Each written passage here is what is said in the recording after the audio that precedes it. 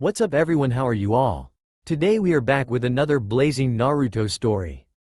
If you enjoy then please like, share and do comments, and also check the description box to original creator of this beautiful creation. He didn't know why they hated him, it was just something he had to learn to live with. He had reasoned many years ago than to fight back that had caused him to get thrown in jail the one time he had tried that. The stares, insults, thrown food and other objects. Regular break-ins to his already bare apartment and refusing to sell him anything of a decent quality. He had found it was easier to ignore the stares and keep walking. In any other city, in any of the great ninja or even civilian powers, a young boy of no more than 4.5 walking around in threadbare clothes and worn-out shoes would have earned pity, sympathy and a bit of food. Here or there are clothes maybe, but not apparently in the most powerful ninja village in the world. No, the people in Kohanagakure were far too wrapped up in their own hatred to help. No shinobi would reprimand any of the people who said anything. Only when the boy was being severely beaten would they step in, and that was only because they knew the Hokage would reprimand them for not. Even then the definition of severe differed from shinobi to shinobi. The poor boy had been admitted to hospital from broken arms, ribs, legs, a shattered pelvic bone, blood loss, major lacerations, torn muscles and numerous other injuries. The child would heal more quickly than the average person though, so he would get kicked out of the hospital as soon as the doctors could manage. This of course did not go unnoticed to the Hokage of the village, but what could he do? The council had him in a vice. He could not show Naruto any favoritism without being ousted from the position. Sarutobi did what he could, investing his own funds so that he bought Naruto's whole apartment block, and any rent Naruto paid went into a fund for when he turned 16 or gained Junin level, whichever came first, and the Namikaze estate and scrolls was to become his on the same terms. This was the council's compromise for not killing the boy. Sarutobi had argued for all he was worth to let it be known who Naruto's father was, but if the Rock had ever found out, they would have a full-scale war on their hands if Naruto ever went there. Sarutobi always made sure he had clothes, however bad they were, water and electricity.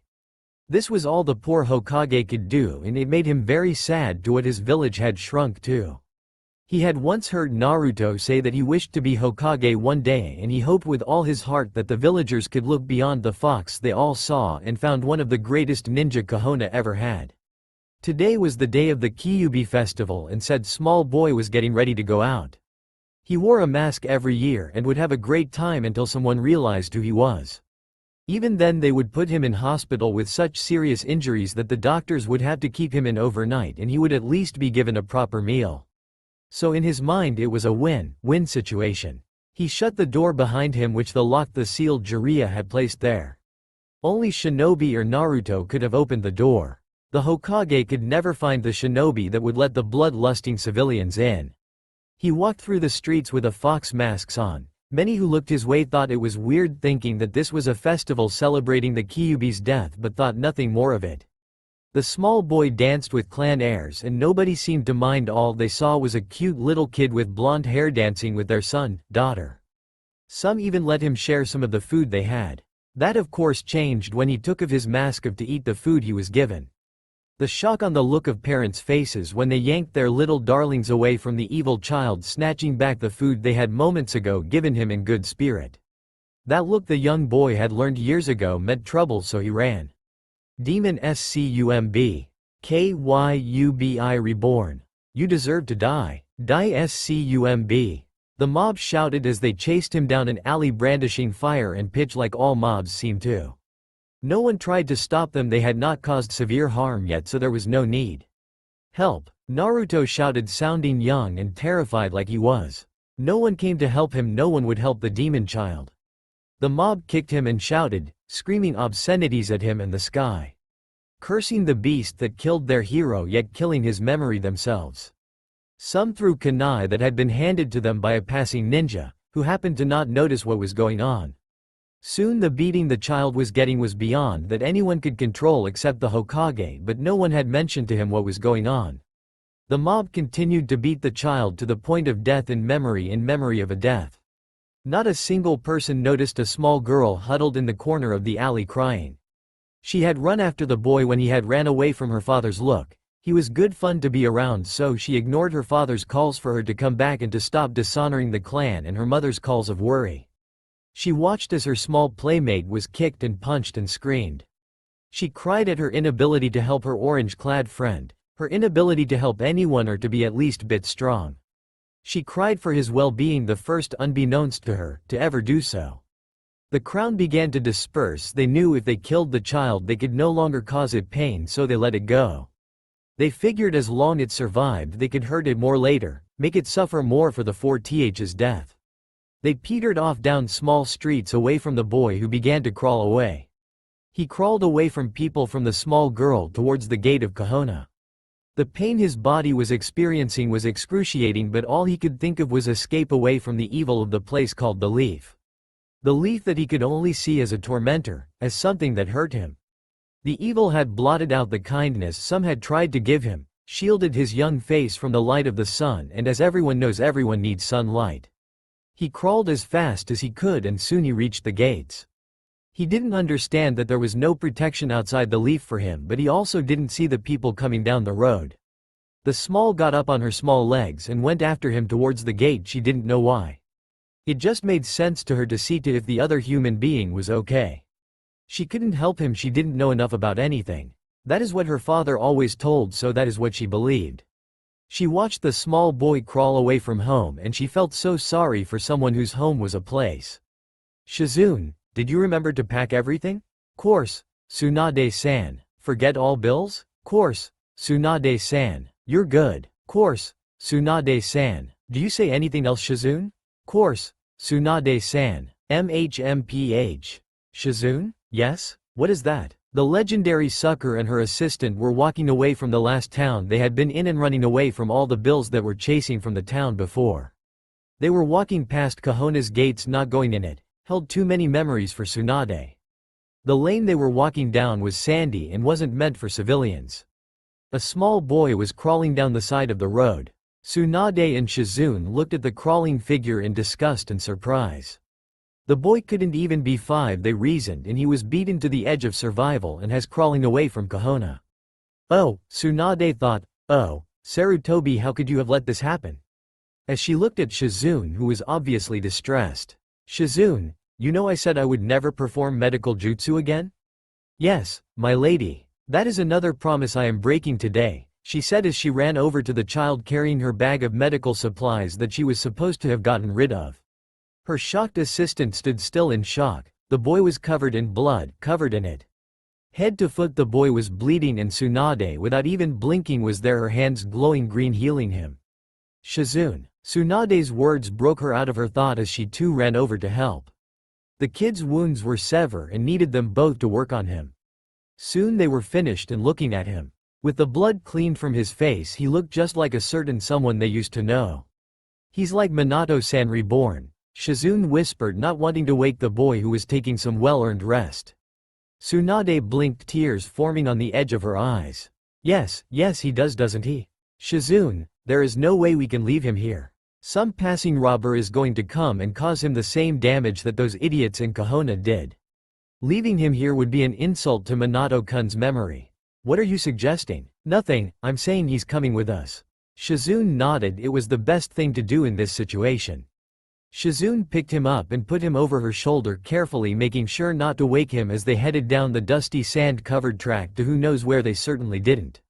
At the gates of Kahona, a young heiress stood watching them leave.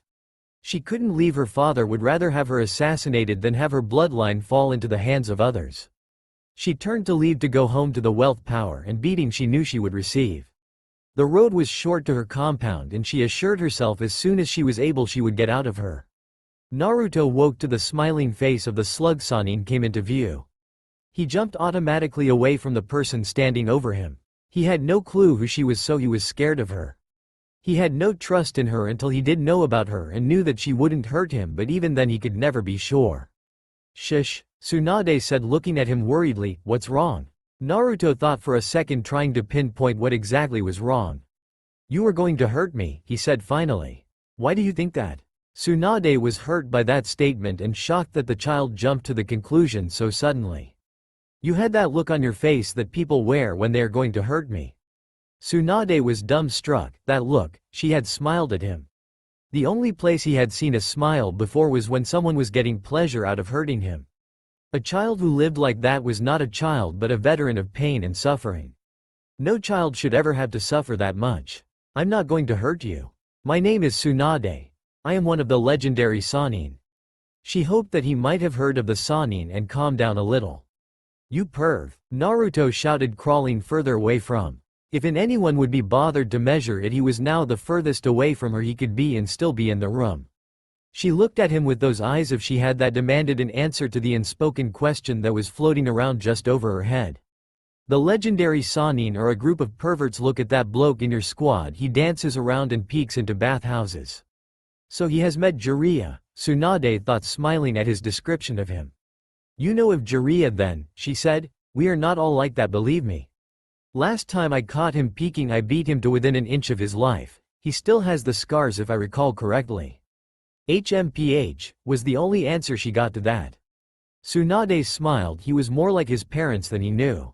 Naruto, how do you know my name? She was cut off by Naruto, who was now very scared. It was written on the inside of your clothes, she shrugged, lying.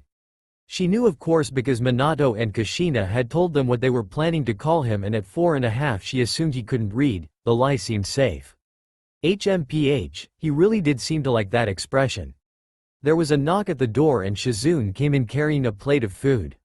Naruto looked up when he saw food, reasoning if these people were going to hurt him they wouldn't be giving him food. Shizune carried the plate over to the boy and put it in front of him before going over to sit by Tsunade. Naruto, this is Shizune, she is my assistant. The boy looked at Shizune with suspicion, but she didn't mind, it was expected of the child. Naruto's upbringing left his ability to trust a little short of normal even among shinobi. Ihuo Shizusa-san, he said through a mouth full of food. So he is starting to trust us, Tsunade thought. Naruto-chan, Shizune replied. The boy smiled at this, not many people had ever called him that. Naruto finished his food in record time before passing the plate back to Shizune and standing up. Where are you going? Tsunade asked, confused. You've given me a meal and patched me up. All other doctors say I have to go after that. He said, befuddled. We are medics, Naruto-chan, but at the moment we are not doctors like the ones you know. You are not in a hospital, you are in an inn just about 15 miles from Kahona. After those people attacked you, you crawled outside Kahona's gates. We brought you here so we could patch you up and look after you until you were old enough to go back to the village. He stood stock still before nodding slightly. It would be better called the inclining of one's head. I would like that, he said simply. There was no way he was going back there if he could help it. He didn't want the pain they inflicted anymore. Good, Tsunade said, standing up and picking up the tray at the same time. You might want to go to sleep, you need some rest after what you've been through. Good night, Shizune added. Night, Naruto whispered. Tsunade and Shizune left, leaving Naruto to crawl into the bed. It was the softest bed he had ever laid in, and just before he fell asleep he thought about his predicament. Food, warmth, no pain, it was good. Almost too good, he thought just before he drifted off into a dreamless sleep. With Tsunade and Shizune, he is damaged, Shizune said worriedly. Too young to have those eyes, they show so much hate and pain for one so young. Don't worry, Shizune, we will do all we can for him, and if you forget, I am the best medic in the world. If I can't help him, then who can? Now pass me that sake you said you ordered. Shizune passed the sake across but continued to worry about Naruto. Tsunade was there was no argument against that, but Shizune was sure that it wasn't a medical jutsu that would cure the boy's problem. Hinata Hyuga woke up, her body was bruised but only slightly.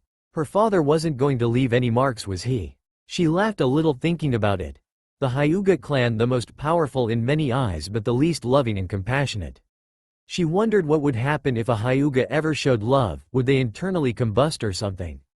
Her mother showed love but only a little, and she was treated as a slight outcast because of as it was. Her mother couldn't stand in the way when Hiyashi hit her, he wasn't clan leader for nothing. She was good but not that good, and she was pregnant again. There was no chance she could get involved and not damage the baby, though she would shout at him to stop from time to time. Anyway, it kept her disciplined apparently. In pain was more of Hinata's view, not that she could voice it of course. She got up and dressed, wincing slightly when she put her clothes on. If she left the house before Hiyashi was up, she was allowed to train on her own for the day rather than with her father. She did this on a regular basis. She would improve less at some stuff without Hiashi's training, such as the gentle fist style, but was better at other taijutsus favored by others. Things she could pick up by watching other on the training field. She opened the front door quietly so not to wake anyone else up, it wouldn't be fair. The training field she went to was empty except for a woman who seemed to be practicing a taijutsu that focused on flexibility and balance. Hinata had many weak points, but two of her strongest by far are her balance and flexibility, so she fell into a stance behind the woman and tried to copy her actions. This lasted for precisely 2 minutes. "Brat, why are you copying my moves for?" "Gomen," Hinata said, bowing her head. "Just your style is incredible. That it is squirt that it is, but it has nothing to do with you." "I am Hyuga Hinata. I am sorry for practicing your style, but could you please tell me what it is called? The gentle fist is not suited to me and I have no ability to perform it." The women looked at her suspiciously. "Dragon style, it is not of any clan. Something my master taught me a while back." "And who told you that you are no good with the gentle fist style?" "My father, Hiashi Hyuga." The woman walked closer to her. "How old are you, brat?" 4.5. "Why? He sends you out here at 5 in the morning to practice?" "No, I come here at 5 because it is better than training at home and making a mistake." "HMPH, the woman said, contemplating something. "Do you know who I am, brat?" she asked, seeing if the girl knew anything of her past to see if she was as prejudiced as the rest of them. "I don't sorry." "Don't be sorry, it is foolish to be sorry when you have done nothing wrong. Mitsubishi Anko is my name and you better remember it." She then walked off to the other side of the training field where she was before and settled back into the stance she was in before. Hinata turned about and repeated the movements of the iron fist technique she had learned a while back from a strange guy in a jumpsuit. "Brat," Mitsubishi shouted across the field. "Why aren't you following?" Hinata turned around, biting back the reply about the fact she had just shouted at her not to, and fell into the first stance again. "No, the first stance has to look like this." Anko shouted, smiling though. Hinata sighed but adjusted her stance slightly. This was going to be a long, hard but enlightening day. Naruto awoke wondering where he was. Looking around he remembered Tsunade and what had befallen him so suddenly. He stretched and got out of bed, making it, then looking around for his clothes. Not realizing that he wasn't even wearing his own pajamas. There was a pile of clothes at the foot of the bed. They weren't his old ones, but they seemed to be for him. The t-shirt was black like before with ninja mesh from the bicep down, with a long trench coat that was black and reached his ankles. The trousers went all the way down to his ankles and were gray, along with a pair of ninja boots. There were also 2 bands that went around his wrists and 2 that went around each ankle. As he put them on, they seemed to weigh him down a little, but not much because the weight wasn't very much. He changed into them and then opened the door and went to find Tsunade. The corridor outside his room was covered in a threadbare red carpet. Luckily for him, Tsunade was in the room next to him with papers strewn across a small table. Shizune stood behind her making breakfast on a stove that was lit by a small fireball jutsu. Not that Naruto knew that. "What are you doing, Tsunade-san?" Naruto asked, looking at the paper nearest him. He didn't understand any of it. It all seemed like squiggles to him. "This is a case study, Naruto, how I make money. People mail me diseases that they can't cure or injuries that seem impossible. I can most of the time come up with a solution for them and then they pay me," she said, taking a swig from her glass of sake that sat next to her. "But how can you understand what all the squiggles and diagrams say?" Naruto asked, confused still. "Each symbol symbolizes a sound," she said. "Look, come here." She beckoned him over. Grabbing a spare sheet of paper, she spelled out very slowly, "Naruto. You see, each letter is a noise, Naruto. That is how you spell your name." Naruto looked at it, stunned, wondering how this could mean that and how that could mean this. "Teach me," he said, staring at the paper, begging to know more. Tsunade smiled at his thirst for knowledge even at a young age. "Course, Naru-chan," she said, shortening his name automatically. At this he smiled and sat down in the chair next to her. It was going to be a good day for them both that day. Shizune smiled to herself as she finished up breakfast. Tsunade hadn't shortened anyone's name since Nawaki. "So this says Jin-Chu Riki?" Naruto asked, looking at the word written down on the page of Tsunade's medical notes. Tsunade looked over from what she was doing and over to what he was reading. "Yes, Petal, it does." "Well done, but those words are complex and quite difficult. Why don't you read the books I gave you?" She asked, scanning what he was reading. It was a list of known Jinchurikis and their whereabouts and amount of chakra each beats would give them. They were okay, but they were a little boring, Susan. Once you read the first one you know how they were all going to end. The good guys will always win, the princess will always get the prince, and the bad guy banished to some unknown place. Naruto grumbled. Well, how about this? She looked around and found a volume on basic medicine and medical ninjutsu. It was a textbook, but at least it wouldn't be as boring as the fairy stories for him. Well, hopefully. What is it? He asked, looking at it a bit unsure. It seems to say basic medicine. Yes, dear, that is because that is what it says. Why have you given me a textbook? You said you were bored. Are you not bored? There is still the washing up from breakfast to be done if you are. Nope, not bored, never bored. Naruto said very quickly, removing himself from the room with the book. Tsunade looked back at her notes and thought about the problem, which was the fact the poor demon container of the Shikaku, Gaara, couldn't sleep. This made the poor child grumpier than the average demon container, which could be very grumpy. It said that the Shikaku was the least powerful of all the demons, but Naruto could sleep and Gaara couldn't, so it couldn't be anything to do with chakra. She took a drink of sake, thinking deeply. The Shikaku was sealed inside Gaara at birth, but the sealing hadn't been done by such a master as Minato had been. It seemed haphazard and wrong. Almost as if the person had tried to meld the soul of the Shikaku onto that of Gaara's, which was bound to cause problems, but she wasn't a master on seals, so she wasn't sure. This wasn't even a paid assignment, it was more of a personal project. She had been reading into Jinchuriki as much as she possibly could, anything that would help her understand Naruto more. Naruto was an enigma to her. He was reading by himself after a couple of hours after she started teaching him, albeit quite slowly and with a lot of sounding out, but still reading. His grasp of how each symbol was a sound was amazing now, and then he would come to her with symbols he could not understand or didn't recognize because he had never seen before, but he was getting more and more confident as time passed. The book she has just given him was meant for academy students with a talent for chakra control, not as a learning to read guide, but he had just told her those were boring. He could just be naturally clever, which Tsunade didn't doubt he was, but learning to read that quickly was a gift. It was as if he understand the complex rather than the simple, because to him the complex was simple.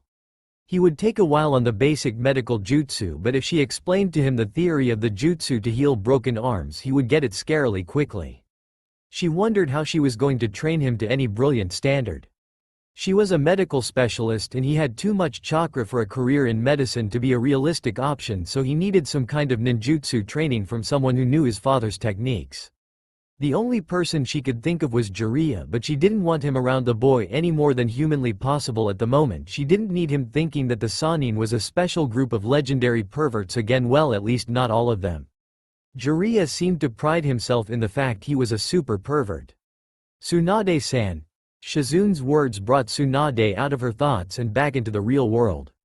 Yes, why did Naruto just ask me about lacerations and what they are? She wasn't being snappy, she was just wondering about Tsunade's intentions. Because I gave him a book on basic medical jutsu, he got bored of the learning to read books. He gets bored very fast, doesn't he? Yes, Tsunade sighed, yes he does. When are you going to tell him about his parents? Tsunade wasn't shocked. Shizun was sometimes a little random with her train of thoughts. When a child is old enough to have the capacity to question, it is only fair to reason they have the capacity to understand the answer. Shizun nodded. There was no way she could doubt her reasoning. That was the way between her and Tsunade. If either asked a question, the answer was always given and if necessary explained. She looked over at the medical books spread on the table. Furrowing her eyebrows, she looked at one. What's that? She asked. Tsunade smiled. That is the piece of paper where Naruto learned to write his name. Shizun studied the paper and tried to think what was wrong with it. Then she remembered that Tsunade had told her that the fourth had given Naruto Kushina's last name, so he was Naruto Uzumaki. Written across the page in untidy handwriting again and again was his name, Naruto Namikaze. Hinata was being shaken awake by Neji at 5 in the morning. Good morning, Hinata-san. Mornin' Neji-kun. Don't call me kun, it is beneath you. Of course, Neji-kun, and call me Hinata-chan since I am your cousin. Of course, Hinata-san. This had become a morning ritual for them. Neji had noticed a week or so ago that she liked to get up at 5 to go and train, so instead of setting a loud alarm clock he would come and wake her up. It was just more practical, and if that was something to be said for the Hyuga clan, it was their practicality. Hinata thanked him as she did every morning, and she got dressed. Her clothes had not changed dramatically, but she had taken to wearing a light weight on each arm and leg under Anko-sensei's suggestion. Suggestion in Anko's terms was order, but she liked to keep the tone between her and her student light. It had been a week since Anko had shouted at her to do the first stance of the dragon taijutsu properly, and that had been what they were focusing on. Today was a little different. Hinata saw as she reached the training field it was littered with various weapons of all shapes and sizes, from senbon to katana and the smallest tessen to holy water sprinklers. Anko-sensei, why are all these here?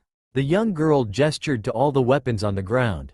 Today you are going to learn to dodge, Anko said with a grin on her face as she held the first kunai. Dodge? Avoided, outmaneuver, veer away from, get out of the way. Basically I am going to throw pointy things at you and you are going to do your very best to let them not hit you. Hinata gulped. She was cross with herself. She only stuttered when she was scared, and she didn't like people knowing she was scared. It made her seem like an easy target. Anko jumped in the air and began to throw the kunai at Hinata. She figured she would go a little easy for the time being, only aiming for arms and legs and throwing the same weapon. Byakugan, Hinata said, activating her bloodline. Funny, Anko thought she hates what her clan stand for, but the first thing she does is power up her bloodline limit. 3 kunai she was holding went for her arms and 2 more for her legs. Hinata jumped in the air to avoid the ones to her legs and turned a half turn around to avoid the ones aimed at her arms. Don't jump, brat, Anko commanded. It wastes too much of your energy. More as little as possible to avoid the attacks. Hinata nodded, thought for a minute before starting to run at her. Anko smiled, so she realized it would be harder on Anko if she was moving. Hinata was fast, but no fast enough to knock any of Anko's throws off at all though, so all she'd done was make it harder on herself. Anko chose senbon this time, picking up 15. She launched them at Hinata, each going for a different pressure point up and down her arms and legs. Some would hurt more than others and other wouldn't hurt at all. Hinata shut her eyes and began to slide through the dragon fist stances. She wasn't doing them in order, but she wasn't hit by on senbon needle and she remained in a fighting stance throughout, so her opponent would not have any advantage over her because she was off balance. Anko looked at her in surprise. Not many instinctively went through stances, most tried to just jump out of the way, and Hinata had only been learning the style a week. This kid was surprising her again and again. She had never once complained about the techniques Anko used because she seemed to really truly wish to be stronger. That was very strange for one so young. Also, even though she had powered up her Byakugan, she wasn't using it, she was using some other way to dodge the senbon. Anko resolved to ask her about it later. HMPH. Not bad squirt, but let's see you do it again. Anko shouted from the tree branch where she was now perched, having got bored of jumping in the air. This time she threw 20 senbon and faster. She was going to catch this girl out. The next few hours passed uneventfully, with Hinata dodging more and more dangerous objects, getting hit quite a bit but not ever being wounded badly. She always seemed to know out of a group which ones were the most dangerous and therefore a priority. Meh. Look kid, I'm sorry but I've got to go, I had to go out on a mission.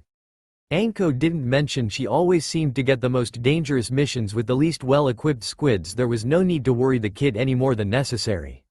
With Hiyashi Hyuga as a father she already had enough. Don't die. I'll try. HMPH. Hinata nodded and turned away, heading towards the logs as Anko teleported away to her mission. Even if Anko wasn't here, she was going to practice what she knew. She powered down her Byakugan and slid into the first stance when Neji came up behind her.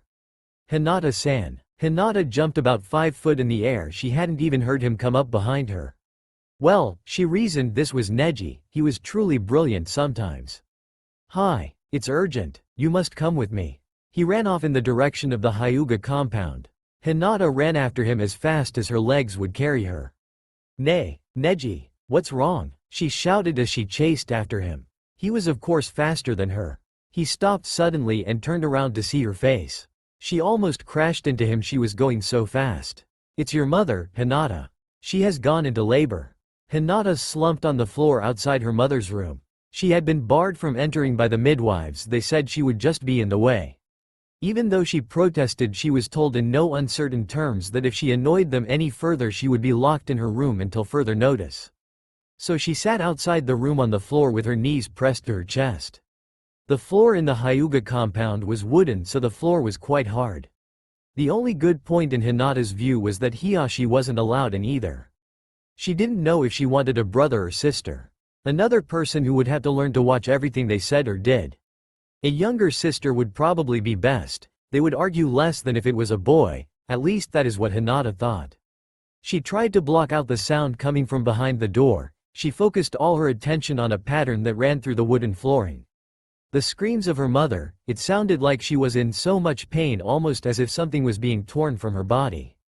As if a kunai was slitting her from throat to end, then flaying her and displaying her skin a glass cabinet for all of her family to see.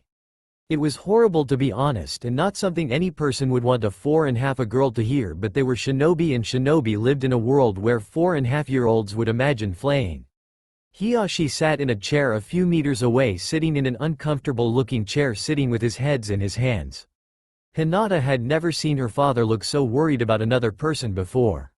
Sure, he would wish Hyugas who were going on mission good luck, but she had never seen him with his knuckles white from being clenched so hard, or his eyes looked so dark from lack of sleep.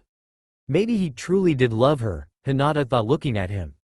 It was hard for her to process this thought, because even though he was her father, she loathed him with almost all of her being. For the things he decided for the clan, for the family, for her, the council advised him, but he was the main man and it all fell on him, and he made the wrong decision in her mind. Always the wrong decision in Hinata's mind. Hyuga-sama, one of the midwives shouted, hurtling through the door at Hiyashi.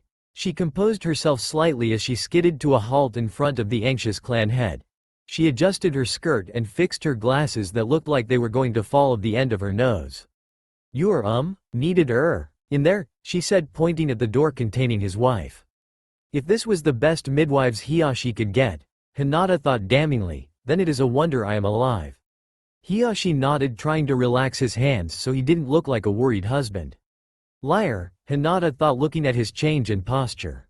That was one thing Hiyashi was good at, and that was acting. He stood and walked stiffly towards the door, opened it and stepped in. The door shut behind him, the wood marking the line that Hinata could not cross. She couldn't hear anything particular behind the door, just muffled speaking and the screaming of her mother. She didn't know why Hiyashi had been called in. The baby hadn't been born yet, or the midwives would have come out with the baby. Hinata moved closer to the doorknob. Why her father had been called worried her. There was no need unless there was a complication with the pregnancy, and if that was the case, Hinata wanted to know about it. She edged closer and closer to the keyhole, knowing that if she got caught earwigging she would be disciplined. It was not the way of the Hyuga to get caught doing things one should not do. Then came the first solid thing she heard from the room, the first words that she heard through the door. Save the baby. Hiyashi's voice echoed like a bell in Hinata's as she moved away from the doorway as fast as possible. He had signed her death warrant, sent her off to sing with the choir invisible. It wasn't even a suggestion, it was a decision, one that he alone had made. Hinata had never even heard her mother speak of such matters. It was always going to go okay, that was her mother's way, but now it was not okay at all. Thoughts plowed through Hinata's head like huge trucks barreling down the motorway at 60 miles per hour. How to help, to save her mother. The baby in her mind was not as important as her mother. She could always have other kids anyway. She was about to run into the room screaming about the injustices of it all when Hiyashi stepped out of the room, closing the door firmly behind him.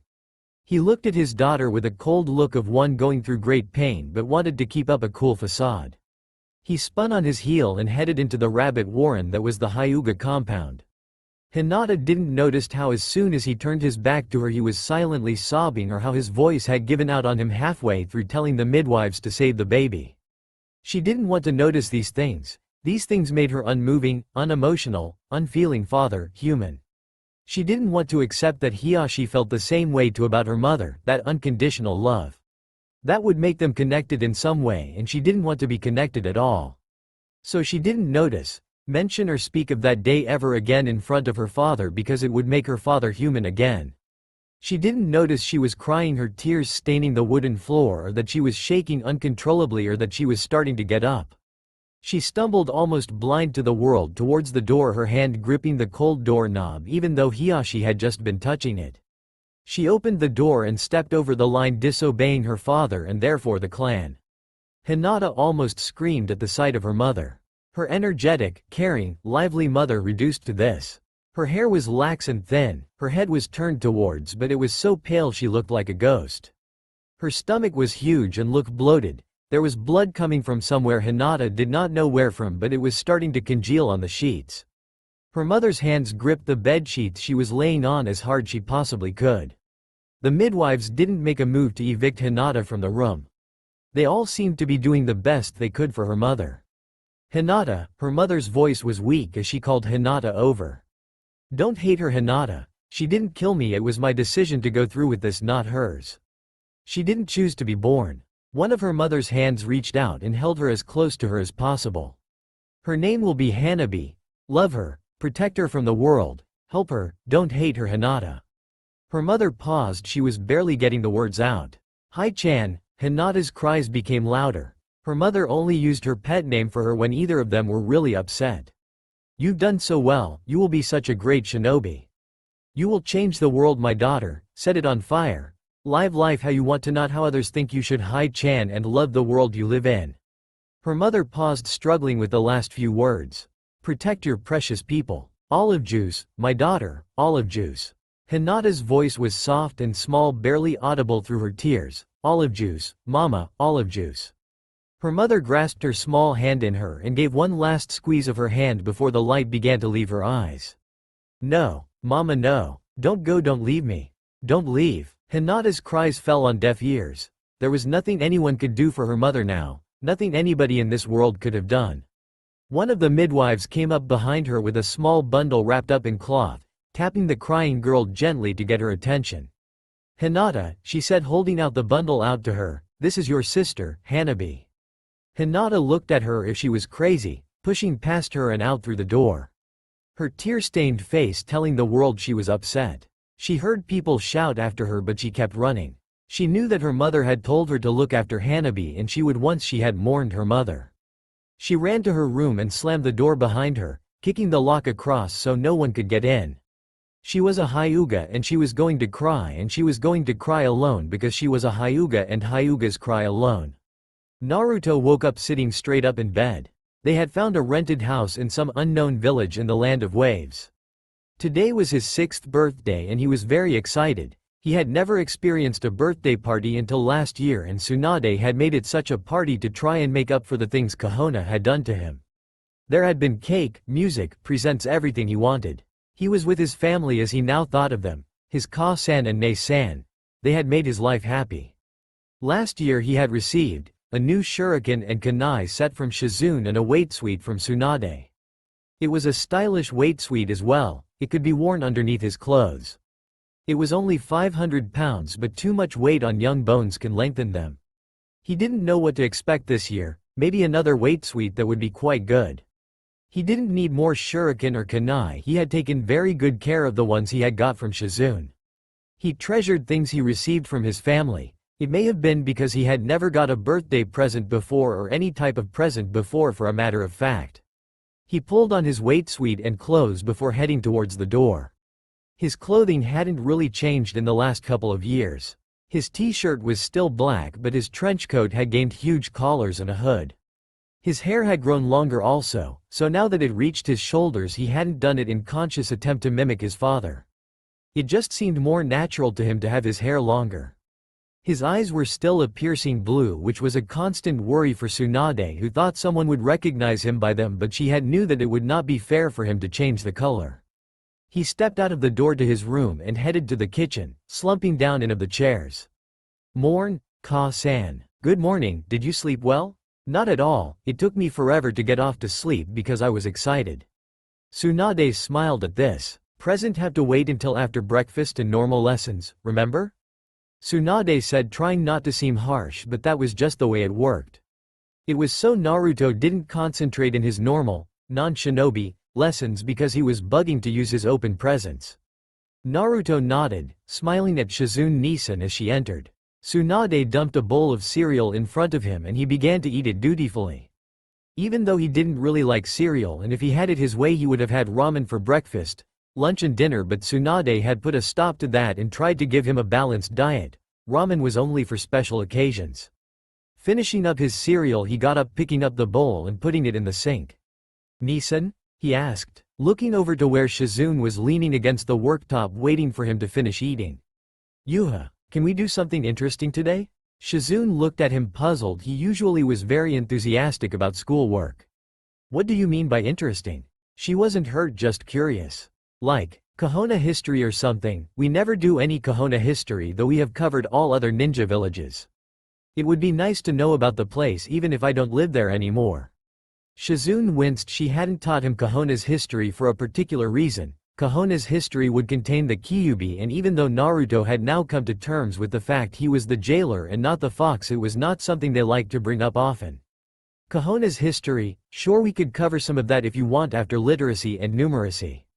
The school day went something like this: 1 hour of maths, then 1 hour of English, followed by any other subject which included but were not limited to history of the world, history of the shinobi villages, medicine, geography, codes and ciphers and tactics. Naruto enjoyed the last hour more than the first two, but he understood why they were important.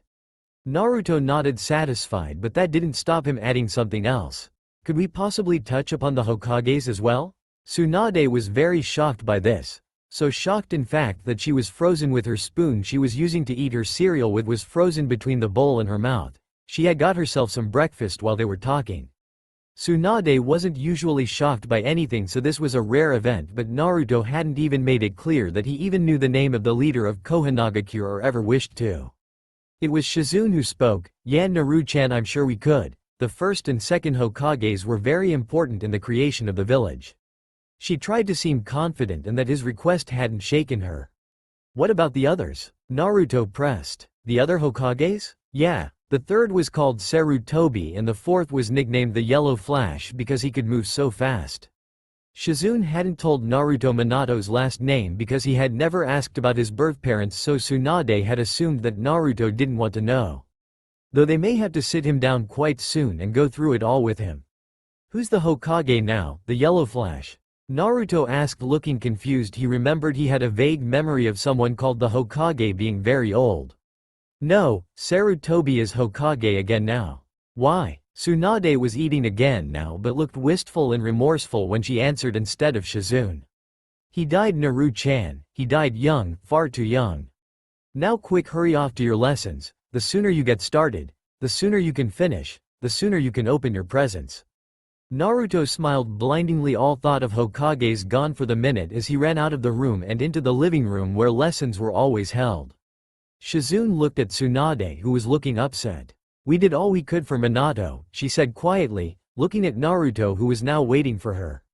"True, that we did. We did all we could for Minato-kun," she said, following Shizune's train of thought. "It was Kushina we left behind." Shizune looked at Tsunade worriedly. She knew that she felt very guilty for not being there for Kushina at Naruto's birth.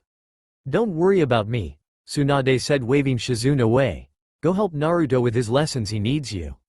Shizune left, but not without a backwards glance at Tsunade. As soon as she was gone, Tsunade grabbed the idle bottle of sake that was sitting on the worktop. She wouldn't have much, she promised herself. It was Naruto's birthday and 7 in the morning, but right now she needed it. Naruto scratched the back of his head. So why didn't the third pick Orochimaru to be the next Hokage? Shizune was explaining the process of choosing the fourth Hokage to Naruto. It was easier than touching on the subject of Minato-san's death. They had finished their maths lesson about 45 minutes ago and Naruto was starting to get distracted by the thoughts of presents. Orochimaru was found in his own laboratories. He was experimenting on Kahona shinobi. Was he mad? Yes, Naru-chan. Most agree that Orochimaru is mad. Is mad? Didn't the third have him executed for treason? Shizune sighed. She'd hoped he wouldn't have picked up on that. No, he didn't. You have to remember that Orochimaru was once his student. He couldn't bring himself to kill his student. That's stupid. Yes, many agree that it was stupid also. Shizune said, adding in her head, including me and your Ka-san. She didn't think it was fair to bias the small boy. So is Orochimaru still in Kahona? No, not even his sensei would allow that. He fled. No one knows where he is. Shizune checked the clock. Officially they still had 10 minutes, but since it was his birthday and the next candidate to talk about was Minato. If they were going to go there, Shizune thought, We're going to spend a day on him. There is no way I'm leaving anything out. Nay, Naruto, since it's your birthday and I want to cover the next candidate, your father, in quite a lot of detail, there is no real point in starting this next bit. We might as well stop for the day. Shizune didn't say the bit in italics, she though it. Naruto looked at her shocked. They had never finished early before and he wasn't expecting it. He wasn't going to turn down a chance to get at his present quicker though whatever the reason. He then started nodding hyperactively. He wasn't usually hyperactive but it was his birthday. Really? Really? Yup. Shizune smiled at his antics. Her little bro was really cute sometimes. Naruto then smiled on his smiles that would make him a legend. Well, with the ladies at least, before running up to find Tsunade. He proceeded to find her and drag her from her medical work and towards the living room. I've finished my lessons, Ka-san. He looked at her expectantly. Yes, it seems that you have, she said looking back at him with a smirk. Well, she said before sitting down on the couch next to Shizune, you might want this then. She held out his present from her to him. He took it from her looking at it confused. It felt a bit like clothes and it seemed a bit squishy. He looked at her. Clothes? He queried. Might be, Tsunade said with a smirk. He tore open the wrapping excitedly. He really wanted to know what was inside. What he saw was a bit like a trench coat and a bit like a cape. It was white all over but not bright white, a bit more beige. He quickly shrugged off his other trench coat and it fell on the floor. He swung the coat over his shoulders and put his arms in the appropriate holes. Shizune gasped as he turned to show them what he looked like. Tsunade had told her what she'd bought but he looked so much like Minato-san it was shocking. Tsunade turned to smile at her. She could have got him ones with flames on it but he wasn't ready for that yet, and anyway he wasn't Minato Namikaze, he was Naruto Namikaze and he could wear what he liked. Like it? Tsunade asked holding her breath. You could keep wearing the black one if you prefer. No, Naruto said looking down at himself. I like this, it makes me look. I don't know what it makes me look like but I know I like it. He smirked at his mother. It's brilliant, thanks. No problem, for you nothing is a problem. Shizune smiled. Tsunade was so much happier than she had been before Naruto and she had stopped gambling as much, which was why they could stay in one place for quite a long time. No one was going to come banging on their door asking for money they didn't have. Here, Shizune said handing another present to Naruto. This one was from her. Open your one from me. He took it and then sat cross-legged on the carpet. Thanks Ka-san, Nisan, he said before proceeding to tear that wrapping off another present. He held it up looking at it in detail. It was another weight sweet but this one was the next level up and it was much heavier than the one he was wearing at the moment. He placed it carefully, put it back in the box. He couldn't put it on now, he would put it on first thing tomorrow. Thanks Nisan, he said. He gestured to himself. This one was starting to feel normal again. Shizune laughed. Even though it was a piece of training equipment, Naruto loved it and that was all that mattered.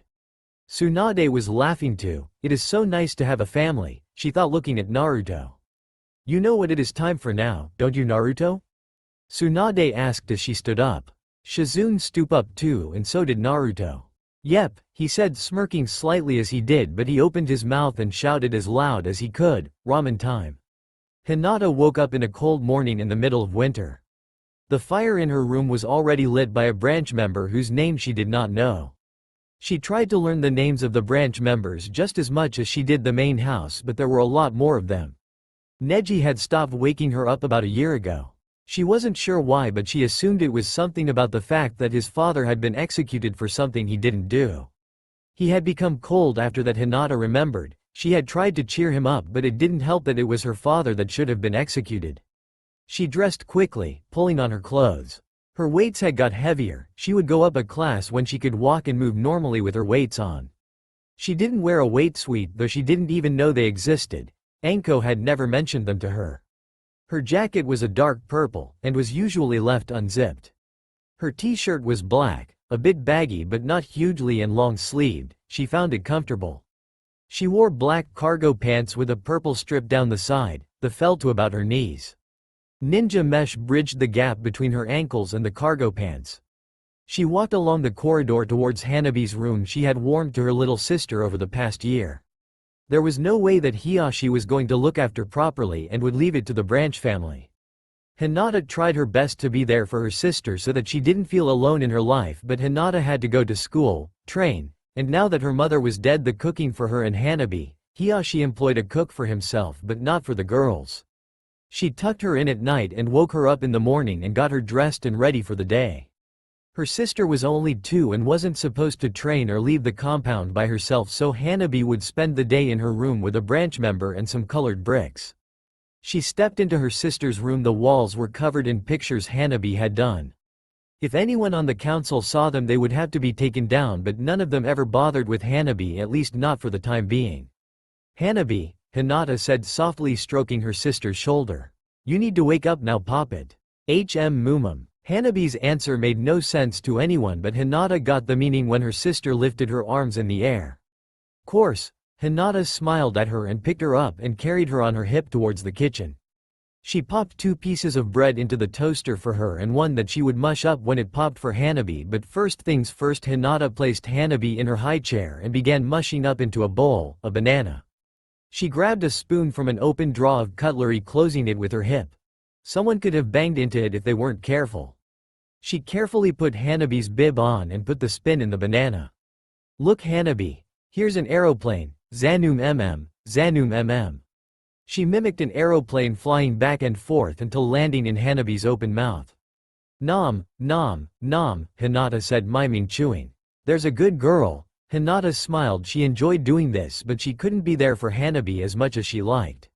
She couldn't be her mother all the time. After they had finished breakfast, Hinata cleaned up the kitchen and carried Hanabi back to her room where her nanny was waiting. "Be good, Hanabi," Hinata said as she messed with her sister's hair. Hanabi just laughed at her silly older sister. She bid farewell to the branch member whose name was Nazai and left the room to pick up her school bag. "She is such a good sister," Nazai thought as Hinata left. "She makes Hanabi's life so much better." Hinata's bag was heavy and she wished she could leave her books in school rather than lug them home all the time. By the time she reached the academy, she was wishing she'd worn a scarf and a pair of gloves. She walked straight past Sakura and Ino, who were sitting together discussing everything Sasuke. Hinata shook her head. They were so obsessed. The boy was obviously not interested. Hinata hated him in a way. He showed no outward emotion to anyone, no kindness, and he thought himself above everyone else because he was an Uchiha. He didn't even answer when they spoke to him or even acknowledge their existence. She sat down next to Shino on one side and Shikamaru on the other, with Choji next to him. Kiba would have been on the other side of Shino, but he was obviously running late. Very late, by the look of it, as Iruka walked into the classroom, followed by a late Kiba who looked a bit sheepish. "Sorry I'm late, sensei," Kiba said, actually looking sorry. He wasn't usually late. "Just sit down," Iruka said, gesturing towards the seat next to Shino. Hinata smirked. How Kiba managed to get away with things like that with Iruka confused her. Iruka would have shouted at anyone else and given them a lecture about responsibility. "Right," Iruka said after Kiba had sat down and he'd taken the register, attendance. "The first lesson today will be on Kahona history, and if you lucky lot, remember you have a test today." Hinata smiled. She didn't mind tests. She always scored top marks because she studied a lot with Anko. Sakura was always a close second, but she didn't revise much. She thought she knew it all without having to revise. Mizuki handed out the test papers face down to all the students, and when Iruka-sensei said to start, they all turned them over. Hinata breezed through the test. The questions weren't that hard as long as you had revised. It was the last one that made Hinata pause. "What do you consider to be the most important trait in a Hokage, and why?" Hinata smiled. She remembered the words her mother had told her as if it was yesterday. So she wrote down in her precise handwriting, "The will of fire, the wish to protect your precious people, because that is the responsibility of the Hokage, to protect the village and the people in it. If a shinobi dies, it is his fault, his responsibility to stop death and to protect those he sends into battle. To protect the village with all his strength, even if all seems hopeless, to inspire hope." She knew that some of the others in her class would write strength, and she understood why that was important, but she did not think it was the most important. "Okay," Iruka said, clapping his hands together, getting the class's attention. "You should have all finished that by now, so Mizuki, if you would." Mizuki nodded and collected all the papers. Hinata smirked as she saw how much Sakura had written for the last question. She'd written what seemed to be a whole page. She didn't understand that sometimes less was more or better. To save you strength and use a quick, strike to get past you enemy's defenses then rush in with no idea of the situation. The rest of the day passed quite quickly for Hinata. She took notes dutifully like any other day, but her mind wandered as she thought more complex than what Iruka was saying. She had already been over the topics they were covering with Anko. Anko would teach her extra things that she thought it would be good for Hinata to know. Most of these weren't covered in class yet, but when they did, Hinata got a bit bored. She was relieved when the bell went for the end of the day. It was not that she didn't like other people or that she was antisocial in any way, it was more like she preferred spending time with people she completely trusted like Anko. She would happily make friends with people and gain their trust, but she didn't really see the point when she had friends already. It wasn't like she didn't the people in her class, it was just she preferred Anko's company. She walked over to the training field where she always met Anko. She would only train until 5 and then she would go home and cook for her and Hanabi. Then she would put Hanabi to bed and do all her homework before turning in herself. "Heyo, squirt," Anko shouted as she saw Hinata walk onto the training field. Hinata smiled. She had got used to Anko shouting a lot of things rather than saying them, and her insulting you was her way of saying that she liked you. "Anko Nisan," Hinata said, smirking at Anko. Hinata felt very close to Anko, and Anko hated type of outward affection in public, so it annoyed her when Hinata called her that. "How was school?" "Test, quite easy, then stuff I already knew for the rest of the day." "Didn't you tell Iruka that you already knew the stuff? What difference would that make? The rest still don't and he has to teach the whole class." "Humph, I might go have a word with him about it later." Hinata cringed. She could just see Anko striding into the academy and talking, more like shouting at poor Iruka-sensei. "Back on track then, Genjutsu today then." Hinata smiled. It wasn't as if she didn't like the other shinobi skills, it was just she preferred Genjutsu and Taijutsu. She was changing the dragon style slightly as to improve it by using her good chakra control. She emitted a slight chakra pulse from her hands so to make the movements stronger and quicker. Her Genjutsu was good, but Anko wasn't specialized in Genjutsu, so she had to get some books from the library to get better than average Genjutsu. At the moment she was working on something that would keep the person she was using it on very happy. They would dream they were living their perfect dream. It was hard to do because it required a lot of chakra, which at her young age Hinata had a bit of, enough to do the jutsu once, but then she would be spent. As she would get older her chakra levels would increase and then make the jutsu easier to do. She spent a good 2 hours training on her genjutsu. She knew there would be people who train more, but she spent 2 hours a day and most of the weekends training, so she was in good shape, very good for kids her own age. She bid goodbye to Anko and headed home. If she headed her way she would have stayed at the training field longer, but she needed to get home. She opened her door and started the chores that were her day-to-day life. When she had finished and put Hanabi to bed, finished all her homework, it didn't take her very long, it wasn't very hard. She crawled into bed. The day had been a long one and genjutsu training was exhausting. She didn't fall asleep straight away, she never did, but she did fall to sleep quicker than usual. She was very tired after all. Enter Ero Senin. Tsunade was sitting at the breakfast table perfectly calmly eating toast, waiting for Naruto to come out of his room. Her head was tilted slightly to the left as she went through the day's post. Most of the mail was briefings on illnesses for her or bills that they could afford to pay now thanks to the fact that she worked a bit and didn't gamble as much. It wasn't that she still didn't enjoy a good bit of sake or gambling on the side, but she and Shizune had agreed years ago that moving all the time wasn't fair on Naruto to have to run away from her debts all his young life. She sorted them into piles in an absent-minded way: bill, bill, bill, briefing, briefing, bill, briefing, briefing, briefing, and then something different. It was a handwritten address on it, so someone knew where they lived. This should have alerted her to the fact it was someone she knew, not some random letter. She finished her toast, pushing the plate away from her with her elbow. She opened the letter, slitting the top open with her nail and tipping the contents onto the table in front of her. The writing was the same as that on the envelope. Strong, self-confident, sure of itself. The writer knew who she was and was happy with what they wrote or said. She picked up the folded sheet of paper, slowly flicking up the folds so she could read the writing.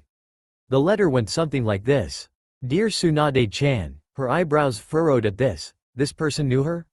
My sources, that will remain anonymous of course, informed me a while ago of your whereabouts. I figured this was an oversight on your part because if I can find you, so could Kahona. I thought I'd tell you so that you could rectify this situation and move away." She smirked slightly. She only knew 2 people who would be able to find her and one wouldn't have written a letter. "You always run, so this is what I'm assuming you'll do. Sorry if I'm wrong, I have been with you many times." What was more interesting though was the fact that you apparently alone. I dismissed this almost straight away because of Shizune. You would never have left her behind. The problem was that it wasn't just Shizune that was with you. Apparently there was a child, a small boy. Not that I am one to judge, of course, but how could you? You said that part of you died when they died. She looked at the writing. It was becoming more apparent to her who was writing to her now. She hadn't checked the name yet. She wasn't the one to skip to the end of the story, but she was glad he didn't mention their names even if he had assumed wrong, so badly wrong. "I am coming to pay you a visit, to confirm what my sources tell me. I doubt them, truly I do. Unless the postal service has improved dramatically over the years, I should be with you a couple of days after this letter arrives.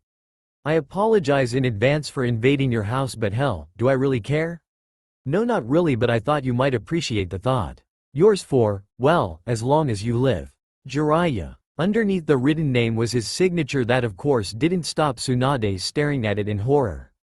She had known who he was before she read the name, but she had hoped she was wrong. It wasn't that she didn't like the perverted Sannin, but he annoyed her in a way no one else could. Got under her skin and pissed her right off.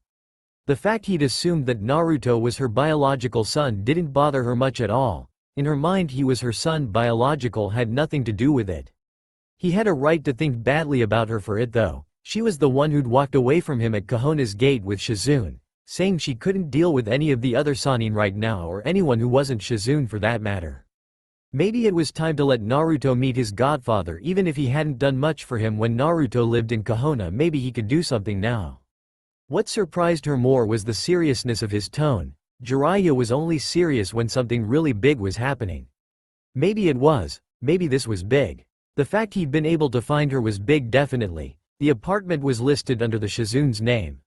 Maybe that would have to change. "Shizune," she shouted, bringing her assistant running into the room. Tsunade shoved the letter under her nose. "Read." Shizune's eyes scanned the letter as Tsunade put her toast plate into the sink. "He's coming here? That's what it says. Why now? He found us, now." Shizune blinked. This was something she wasn't expecting, and she hadn't spoken to Jiraiya for years. Her eyes surveyed the kitchen. It was a mess. Plates pilled in the sink. The counters were dirty and the table was still covered in mail. Tsunade followed her gaze and nodded. "Where's Naruto?" "Down in the woods." There were woods near their apartment, and after they had taught Naruto tree climbing, he had spent every waking moment he could running up and down trees until he was exhausted to gain only the slightest bit more chakra control. It was him. Work hard, for as long you possibly can. Go get him for me. Shizune nodded and ran out of the door to go get Naruto. They arrived back soon with Naruto lagging behind. He was still getting used to his new weights. "What is it?" Naruto asked, panting. It wasn't far, he had just run very quickly. "Try not to freak out now, but you know there are 3 members of the legendary Sannin, right? Yuha, you, psychopath snake guy, and that pervy bloke." "Yup. Well, one of them is going to come and visit us. Is that okay with you?" "Not the snake." "No." Tsunade grew a little colder at this. "He would never come here, he would receive no welcome." "So, the perv is coming to visit." "Yeah? So when is he getting here?" "Tomorrow." Okay. Ero Sennin is coming here tomorrow and you didn't wait till dinner to tell me why?" She gestured to the piles of dishes, grime and general mess that was their apartment. "This is no way for a home to look when you were expecting a guest." "So, you want me to clean our apartment?" "Not all of it, you being as lucky as you are get, kitchen, living room and your room." "I do my room and the study and Shizune does her room and the bathroom." Naruto nodded. It seemed fair. Each person got their own room and he got the main rooms. Shizune got the bathroom that would take her as long as it took Naruto to do the main rooms, and Naruto wasn't even allowed in Tsunade's office, so him cleaning that was out of bounds. Time skipped to when cleaning is over. Naruto wiped his brow and looked at the kitchen that was surprisingly clean after his cleaning. He had learnt to be tidier during his time with Tsunade. His room wasn't messy and his clothes were always tidily put away in his wardrobe. It wasn't really the way he wanted to spend his weekend, but as Tsunade said, a messy house was not a place to receive a guest. He walked back to his room and pulled out his book on medical ninjutsu and theory and began to do the questions that Shizune had set him. When he had finished, he walked back into kitchen to see Shizune finishing up dinner, which seemed to be some kind of meat fried with vegetables and gravy. How long till it's ready? One sec, you might as well go get Tsunade and then sit. Okay. Naruto walked over towards Tsunade's office and knocked the door. Ka-san, Ne-san says dinner's ready. Be right there, he heard through the door, which made the sound kind of muffled. So she could have actually said, by rigor mortis, but Naruto didn't think so. HMPH, Naruto walked back towards the kitchen and sat down in his chair. They ate and Naruto went to bed and slept, dreaming dreams of crazy toad people running around bathhouses. When he woke, he went and took a shower, then he put on his ordinary clothes. He wasn't going to wear anything different for some old friend of Tsunade. There was something he thought that he didn't normally do. He took his hair out of the ponytail he wore it in. It was easier to wear it out of the when he was training rather have it get in his way, because this Ero Sennin was coming. He didn't think Tsunade would let him do any training today. Morn, gee, Naruto said as he sat down at the breakfast. He wasn't really a morning person. Good morning, Shizune said as she plonked some toast in front of Naruto. Eat, you might not get lunch, it depends on what time Jiraiya-san gets here. Where's Ka-san? Study. Are there lessons today? Until Jiraiya-san gets here. OHJK. Naruto had taken a mouthful of toast, but Shizune did her best to decipher that as O.K. He finished breakfast and washed up his plate and wiped the table and the worktops. He wasn't making this place dirty after he cleaned it yesterday. He walked into the living room to where Shizune had set up his books and texts.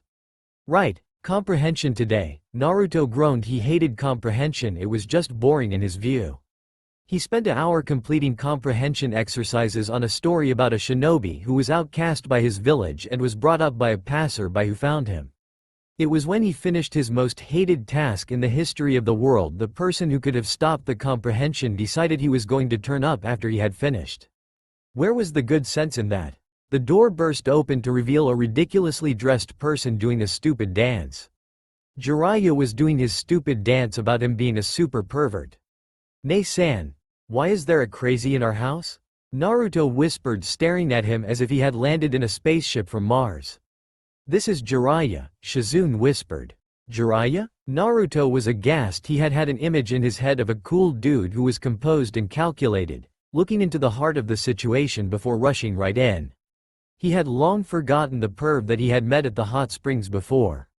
In truth, he had almost forgotten his life in Kahona. He knew that Tsunade wasn't his biological mother, but it didn't matter much to him. He knew he was from Kahona, but he didn't remember the attack on him or the way they treated him. Yes, I am Jiraiya, the legendary Sannin super pervert. Ka-san, some idiot is here pretending to be Jiraiya. What do you mean pretending?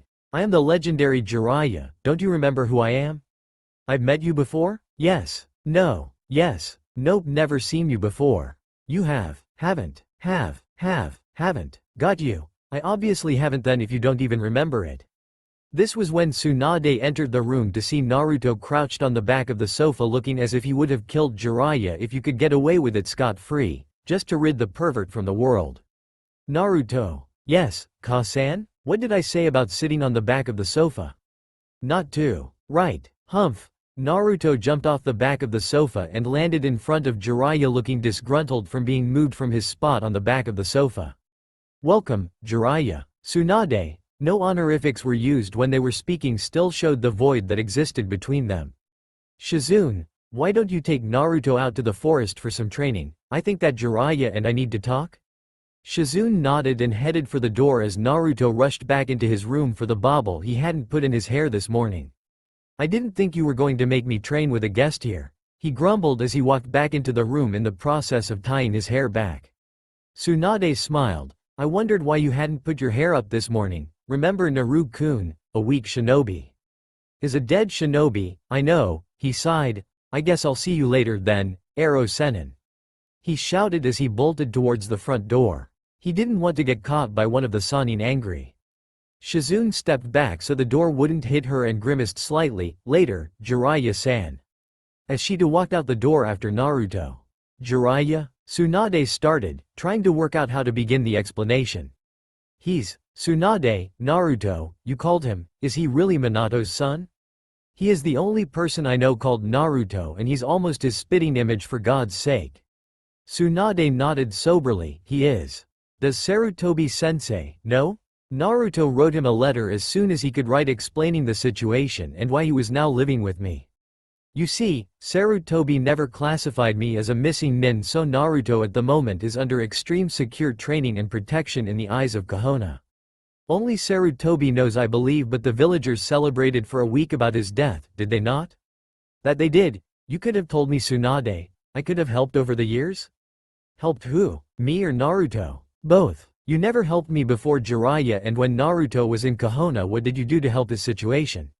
He never really paid rent, or had to worry about a landlord or having a house. Getting beaten up in the street? Help him much there? There was nothing I could do. There was everything you could have done. She wasn't shouting, she was icy cold, hard, and her gaze would have frozen any sun. I helped all I could. Doing nothing would have been similar. Tsunade? What? Sorry. Tsunade looked at him. For all the shouting she had ever done at Jiraiya, he had never once said sorry. Always said he would never do it again and that he apologized, but he had never said sorry. His treatment of Naruto was horrendous, but he was not the worst and he looked ready to die for him right now if it made Naruto feel that little bit better about himself. Go make amends then, go watch your godson train. Jiraiya nodded and began to head towards the door. When he reached it, he walked straight through. He poked his head round the door once to ask one simple question: does he know who I am? To him, no, feel free to tell him if you think it is right. He was not forgiven totally, that was a thing that would never come, but she was not as angry anymore. There was no more need for argument, it would achieve nothing. Jiraiya nodded once more before disappearing behind the door, through the door and heading towards the forest. It was obvious through the window of the living room, so he would be able to find it, and Naruto's chakra's signature would give away his position. Tsunade slumped down on the sofa. Jiraiya was a mystery, he always had been, the Joker, yet so serious when need be. Dead last, but able to pull off the most amazing things. Acting like a complete fool. Well, he slowly learned everything about you. So loud, yet the best spy Konoha had. Everything he did contradicted another part of his personality. She sighed as she stared out the window at the forest, watching the red back of Jiraiya disappear into the forest. She would never admit it, but she would never understand that man. He would occupy her thoughts for a long time, but she would never understand him. She hoped that he wouldn't disappear out of their lives now, especially if he told Naruto that he was his godfather. Naruto would trust him. Want him to be in his life, not want him to disappear, just like she had done years ago to Jiraiya. Skip to Naruto. Naruto was standing on a tree, horizontally of course and without any hands. He was going through the stances of a type of taijutsu that was used by the medics. He figured that he would perfect this style before moving on to own that he created himself or found one that fitted him better. Even Tsunade by now had admitted, however much she wished for it, Naruto would never be the greatest medic nin, his control was too haphazard. It had improved dramatically, of course, because of his use of tree climbing and training. He would train on the trees until he ran out of chakra, which improved his chakra resources, control, and slightly his speed. Naruto, that's good, now I'm going to start throwing things at you. The weapons are blunted, but they will still hurt on impact, understand? Shizune said, motioning to the pile of blunted weapons at her feet. Naruto slid out of the last stance and nodded, fire away, literally. Naruto said, smiling at his Nei-chan. She did, and quite quickly, not as fast as Anko would have done, but faster than an academy teacher would. He jumped to avoid 3 kunai launched at his feet, landing back on the tree with a kind of grace that most don't have. He dodged left and right, up and down, trying to avoid the projectiles thrown at him. A few hit, but not many. This was Naruto loved dodging, getting around, thinking around problems or missiles, it was he loved. He felt one coming from behind, it was aimed right at the back of his head. He turned quickly and his hand shot up, catching the kunai before he embedded itself in his head. No fair, Nei-chan, you didn't say anything about ones from behind. I didn't throw that, Shizune said, looking around the clearing, pretending to be puzzled. She knew who it was, of course she would have been ready to fight otherwise. Then who did? Me. Jiraiya stepped out from behind the tree which he was hiding behind. Why did you throw it? Naruto glanced down at the kunai, it isn't even blunted. Jiraiya walked towards him. looking at the way he was standing on the tree with just chakra. "You're fast, kid, fast and sharp, but you're missing something. Oh? How much ninjutsu do you know?" Now, Naruto wasn't one to tell a stranger his jutsu list, but Tsunade obviously trusted this person, so he decided he'd tell him. Replacement jutsu, fire phoenix jutsu, water missile jutsu, headhunter jutsu, basic medical ninjutsu, burning air jutsu and swift feet. Jiraiya looked him over. He could have graduated the academy if he had Bushin. I wonder why Tsunade hasn't taught him yet. What about Bushin? Can you do those, and what is swift feet? No, I can't seem to get the chakra I need for the Bushins right. I always put too much in swift feet is a jutsu that means I can move very quickly, so my taijutsu is more effective. Right, swift feet. Ability to move very fast. It sounded like some primitive form of Hirishin, but not as fast and nowhere near as good, but the idea was seemingly the same. Try and do a Bushin now, Jiraiya said. Naruto looked at Shizune asking for permission. I've missed so much, Jiraiya thought. I promised sensei I'd be there for Naruto and I wasn't. I am truly sorry, kid. You deserved so much more than me. Naruto obediently performed the Bushin and Jiraiya took a long look at the sick-looking figure of Naruto lying on the floor as if died. You seem to use a bit too much chakra, try to use a little less. Naruto tried again and this time managed to get a clone to stand up, but it still didn't look the best or much like him at all. How much chakra do you think you're using, Naruto? The smallest possible. This puzzled Jiraiya. He was using only a little bit in his mind, but he was still overloading the Bushin with chakra. His reserves must be huge, but with the Kyuubi contained in him that was understandable.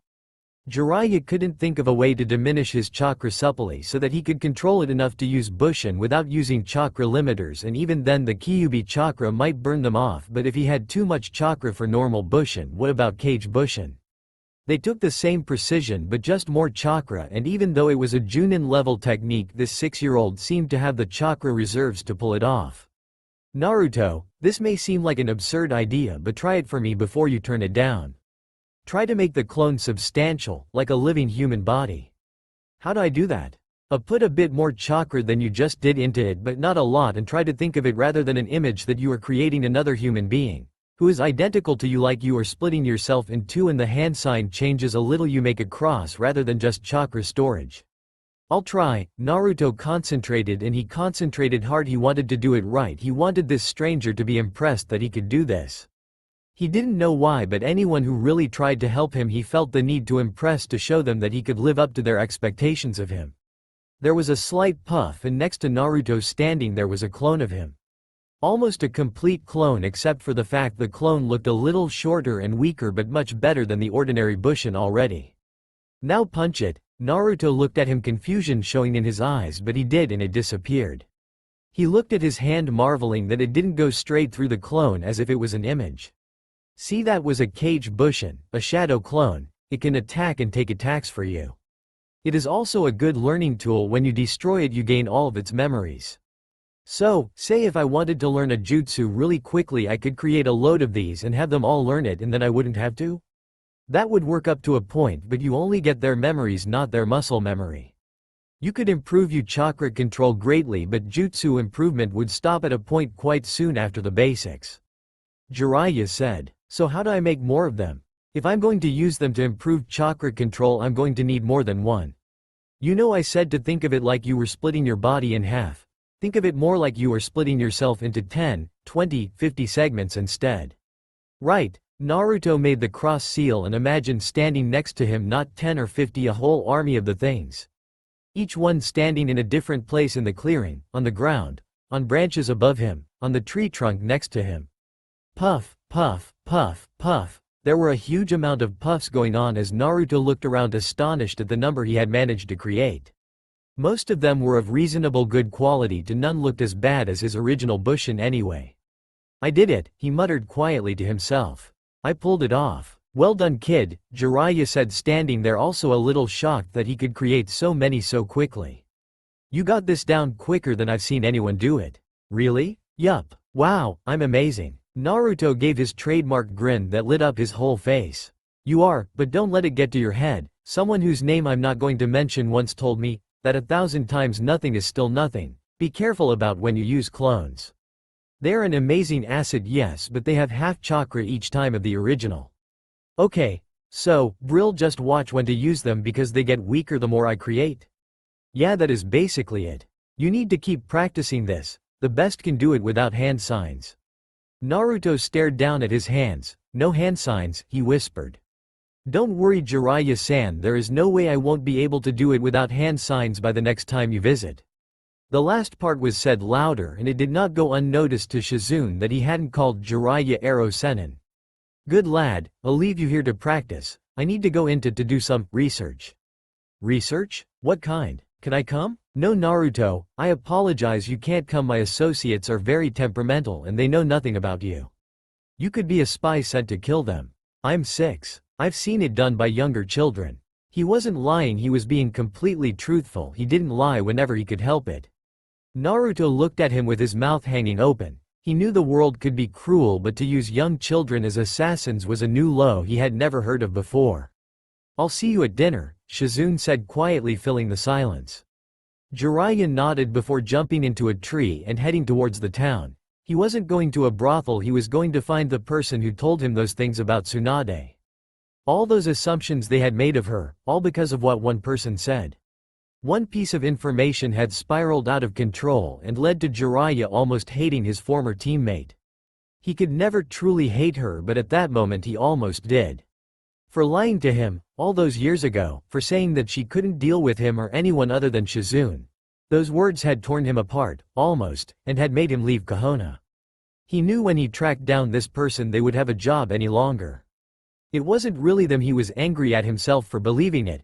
There was a time that if Tsunade said jump he would have been in the air before the last letter exited her mouth. He had trusted her completely, he didn't know how he was going to gain her trust again, seeing as he had done so much to lose it. He sighed as the forest flashed by quickly and soon blended into town. He didn't know what time it was, but he knew if he wasn't back in time for dinner he could not go back at all. He ran faster than he was before, he wasn't going to let them down, not again. Her alarm clock buzzed, marking the time at 5. She moved her hand to hit it over the head for bringing her the news that it was morning and it was time for her to get up. She was now 10 and Hanabi was 5. She threw the covers off herself and braced herself against the competitively cold air than that of her bed. She shivered as she headed towards the door her right that led to her own bathroom. Hiyashi had it installed for her a couple of years ago. She stood under the warm water of the shower, letting the water relax her muscles if only slightly. She didn't spend long in the shower, only about 5 minutes. She dressed in a black t-shirt that clung to her figure that was short-sleeved. Growing up around Anko had changed her very much, not that she knew it of course. There was ninja mesh from her upper arm to her wrists. She wore weights around her arms, legs and 2 belts around her waist. The weights on her legs you couldn't see, they were hidden under a pair of baggy cargo pants that she wore just for ease of movement. The ones on her wrists looked a bit like bracelets to those who didn't know what they really were, like Sakura and Ino. She wore 2 belts that crossed over her stomach. Nobody ever thought much of it, thinking it was a fashion statement. She was glad of that. She wore a black trench coat over all this. It looked a bit dirty and disheveled. She'd had it for a while now and she wore it every day. It had been a gift from Anko about a year ago. It was the first gift she'd gotten since her mother had died that hadn't been a piece of training equipment. Her father had gotten kunai sets, textbooks, sure, but nothing really for pleasure. Anko's present was always a weight suite, and maybe if she was lucky something else, like the trench coat for example. She pulled on her shoes and headed towards Hanabi's room. She opened the door to see the plain room. It was disheartening to see how bare the room was really. All pictures had been taken down years ago. Hinata had been the one to take them down though, and she didn't regret that decision. She had saved them and hidden them where nobody who would have destroyed them because they showed weakness and childishness. She had comforted Hanabi after she had taken them down and explained why she had to do it, but it was still hard to look at the blank walls of the room. She thought about when she was 4 and how she had cried when an unknown branch member had taken down all her pictures and burned them, not maliciously, just following orders. Hanabi, wake up. She shook her little sister awake. It is 5, my darling. You need to get dressed. Hi. Hanabi still sounded a little sleepy as she stretched and looked up at her sister. Hanabi hadn't started the academy yet, but she would go along to the training ground with Hinata now. She had been doing so for a year. Since her 4th birthday to be exact, On your 4th birthday it was traditional in the Hyuga clan main branch to begin training. Hinata treated her sister kinder than she had been, but she was still expected to be able to get herself ready.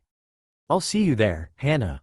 She had been cutting her name short for years. It was something Hanabi herself had come up with. When she was learning to talk she couldn't say Hinata, so she would say Hina.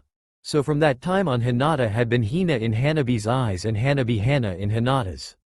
It was just a nice nickname really, rather than saying sister or using honorifics. Some would say it was disrespectful, but only if they didn't know the story. Then most would say it was cute. Some may still think badly of them, but they tried to ignore that type of people. Hinata left her sister to her own devices and went to the training ground she had been going to for years. She knew Hanabi would be along in a minute, and that was good. She could train with Hinata until the academy opened for the morning, then Hanabi could train by herself until Enko came to meet her at about 4. Hinata would take care of shopping and other household jobs from 3, when the academy kicked out, till 4, then she would go back to the training ground until 6. Anko wasn't always there, but Hanabi wasn't an idiot. She could train herself if Anko was on mission, just like Hinata had done all those years ago. Hinata, truthfully, could have graduated the academy years ago, but she bided her time learning all she could about the people around her. She hid her abilities pretending to be the average student. Her father was disappointed, of course. Mediocre marks were not expected or well received among the Hyuga. She had her reasons though. She took the same classes again and again, and she asked different questions every time the same topic came around. She could have aced all her tests, but she wanted the background knowledge. When she graduated the academy she would be put on a team and maybe sent into active combat. She was going to be the best she could be at that time, even if that meant not being respected by her father. During kunai or shuriken practice she wouldn't throw them at the center of the target. She would aim at the corners, or some far-off tree, or a fold in the paper. She would hit everything she aimed at. She figured that as long as she knew what she was aiming for it didn't matter what it was. Anko had agreed with her decision. You were legally an adult when you became genin. It is best to gain knowledge when you are still young, it is easier. Also, you just had to look at people who had advanced through the ranks, too young and too quickly. Itachi had murdered his own clan. Orochimaru went crazy and started experimenting on people. Kakashi blamed himself for letting his team die and lived with that sorrow every day. It made it very hard for him to form bonds with anybody. Though some suffered more than others, but nothing good in Anko's opinion could come of becoming genin before 12, at least when you gained some emotional understanding about the missions you were asked to perform and why they were necessary. Hinata began to warm up. She had run 100 laps around the training field by the time Hanabi got there. Hinata was breathing deeply but not hard. The weights were going to have to go up a class soon. She could almost act normally in these now. It was so tempting in the academy to beat the crap out of that Uchiha. She probably could even with her weights on, though it would tire her out. Without them she would be able to walk over him, even without using the dragon style. The dragon style had become her trump card, something she would only use if the going was getting really though. If the gentle fist wasn't working and she couldn't see any other way, she had changed the dragon style so it fitted her better. She used it like her own gentle fist, extending chakra from part of her body that was attacking the enemy. She jogged over to Hanabi, who was dressed and fully awake. Do you want to warm up, Hana, and then we'll spar for a bit but without chakra? Yeah, okay. Hanabi set off around the field.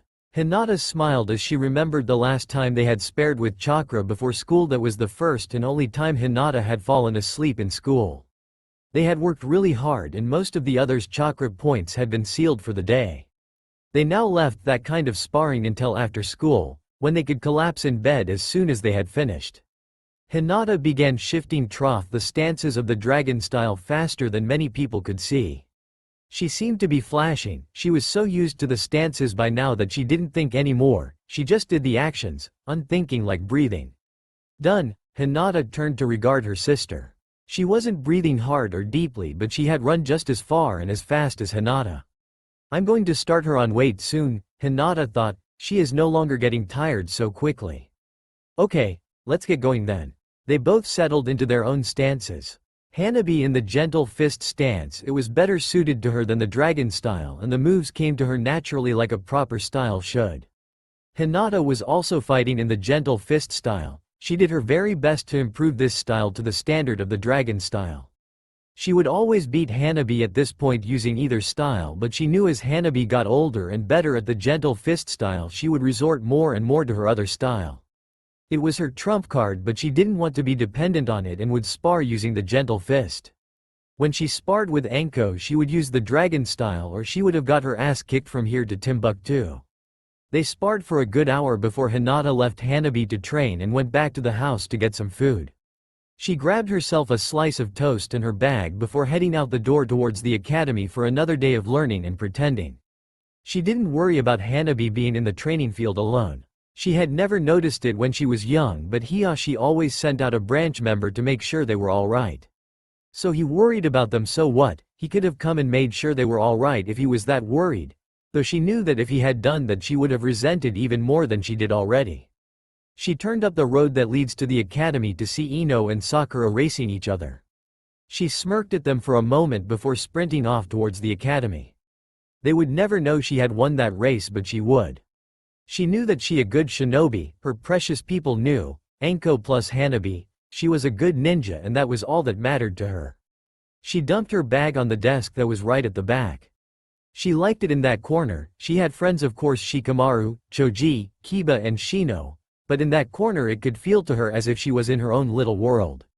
She was first in the classroom. It looked a bit empty without anybody else in it. Kiba wasn't here being loud or Shikamaru lazing about trying not to do anything, even though Hinata knew he could beat all the class if he really wanted to. If she thought about it, she would say that there was something missing from her class, but she never thought, so she never said. They began seeping in, breaking her train of thought with noise. Ino and Sakura out of breath from running. Hinata looked at them. It hadn't been that far and they can't have been running that fast if she got here that much quicker than them. She could never beat Anko if they raced, and she knew Anko wasn't the fastest person she was going to meet. Thinking about, she compared everything she did with Anko, trying to measure up to her fighting ability. The one thing she could say she'd done was master the dragon style better than her. To Anko it didn't come naturally, to Hinata it did. Hinata had made it her own. It wasn't perfect, but it was brilliant, truly brilliant. To create something that fit her to you like a second skin was something she thought everyone would consider truly brilliant. Hinata, Shikamaru knew that Hinata was holding back. He was the only one. He had caught her training one time while he was watching some clouds. It was quite difficult to explain why, to the cleverest person she had ever met, why she was suddenly so brilliant at taijutsu. "How are you?" "Tired, my mum made me get up and train." "Troublesome." Hinata sighed. He could be such a brilliant ninja if he put a little more effort in. Not that he wasn't a great tactician already, but that was something he enjoyed. If he were to train his taijutsu a little more, he could beat probably anyone. "Oh," she looked at him standing behind the chair. "You gonna sit down or stand there like a lemon all day?" HMPH, he pulled up the chair next to her and sat down. "Don't you go all Sasuke on me," she warned, smiling at him. It was an ongoing joke in her group of friends that if they ever became as gloomy and horrible as Sasuke was, they would get a resounding slap across the face. "You wouldn't dare." "I don't have to if you don't go all Sasuke on me." "Fine, fine. Right." Iruka stood at the front of the class and shouted at them. Hinata hadn't noticed that the rest of the class had got there. She had been too busy talking to Shikamaru, who had promptly fallen asleep. "Today class, we are looking at history of all the ninja villages." Hinata sighed. It was at points like this she regretted holding herself back. She had studied this subject so many times. "Skip to end of the day. CYA tomorrow, guys," Hinata shouted as she left the academy buildings. Her school bag felt much heavier than normal. Maybe it was just her outlook today. She had been very annoyed. Her strategy to gain knowledge was a good one, but sometimes it was just tiresome. She had spent last lesson thinking up different strategies to get Iruka covered in paint but not move a muscle and use only chakra. Not that she would ever do that, of course. She would read more books tonight to make up for the lesson. She walked quickly towards Kahona's shopping district, her bag slung over one shoulder. Her hair was longer than it used to be, hanging at her waist, loose and swinging. She put it up when she was training, but she thought it looked nicer down. She walked along Main Street singing quietly to herself. She didn't get much time for fun. The only time she got for herself was when she was shopping. She quickly brought supplies for the week in the local grocery shop before heading over to the Shinobi store for new weights for her and ones for Hanabi. She bought herself the next class up, which happened to be about 1,000 pounds. If you added up the weight of each part, worth of weight spread over her whole body. Hanabi had only 100 pounds. You have to take this kind of thing slowly or it would be impossible to practice. Hinata started to head home so she could put the groceries away before changing her weights and giving Hanabi her ones. She glanced at the self that she was walking past, sitting there untouched and almost never bought sad tins of paint. She looked at the puzzled, why would paint be in a shinobi shop? It must be for writing messages to your teammates on trees and things, she reasoned. She didn't have any in her cupboard at home, which she prided herself in having most shinobi equipment, so she picked a can of blue and green. One to stand out if it was a warning and one to blend in for messages and stuff. She went to pay for them, wondering if she would ever need them. She began heading home again and finally got there without getting distracted and buying anything else. She spent half an hour putting the food away in the cupboards and preparing a pasta sauce that they would eat when they finished training. Hinata picked up the bag containing the shinobi equipment and headed out to meet Hanabi. The streets had cleared slightly from when she was out earlier. Civilians had started to head home from their jobs. Shinobi worked much longer hours than the general populace, but then they also got paid more. She had never really noticed before, probably because she had walked the street so many times before she just stopped seeing what she was walking past, was that the Hokage monument loomed over the street she was walking down. The huge shadow the greatest shinobi created as they were enshrined in stone. She stopped for a moment to look at the faces of the people she respected most, after maybe Anko-san. The first, second, third and fourth Hokages, their faces seemed so cold, almost emotionless, no color, no expression, but the most brilliant leaders this village had ever had. They deserved more than that, so much more. She put the bag of training equipment down and checked her purse. She had enough money, just enough. She put her purse back in her pocket, picked up her bag and headed back to the shinobi shop, the only one that was still open. She bought every color paint the shop had and headed towards the Hokage monument. She stood at the top of the Hokage monument with the paint hanging off her arms. "Sorry Hanabi, I may be late," she said quietly to herself. "Sorry father, this needed to be done." The greatest and most honored people in Konoha's history can't stay expressionless and unfeeling because in life they were the greatest leaders we ever had. Then she stepped over the side, using chakra to step over the side of the cliff. She had 2 hours before Hanabi started to worry. She was going to make every minute count.